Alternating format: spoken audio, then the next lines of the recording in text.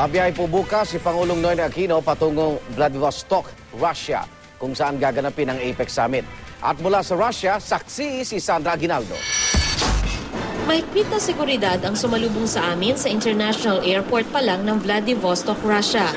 Dito isasagawa ang summit ng Asia-Pacific Economic Cooperation o APEC.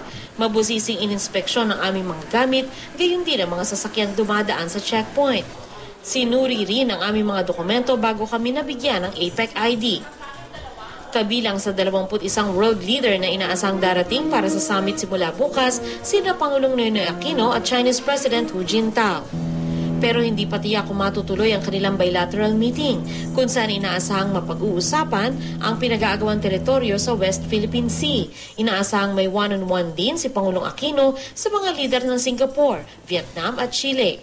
Our problem is that do they have a common time? No, because I think the leader of the Chinese economy is also very busy. I'm sure we are not the only ones who want to meet with them. Remember, there are 21.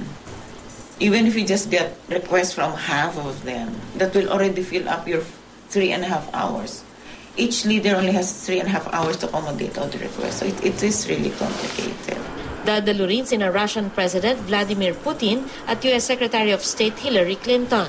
Ang Vladivostok ay ipinapakilala ng Russia bilang gateway to Asia dahil sa lapit nito sa Pilipinas, tinitingnan ito ng ating gobyerno bilang isang bagong merkado para sa ating mga negosyante. Pwede raw ibenta rito ang mga saging at maging mga muebles mula sa Pilipinas at maaari rin umanong maging target ng ating tourism campaign ng Russia. Favorite destination? Boracay, Palawan, Bohol, and Kamsur. Pero hindi lang si Pangulong Aquino at ang delegasyon ng Pilipinas ang kinakailangan magpakitang gilas dito sa APEC Summit.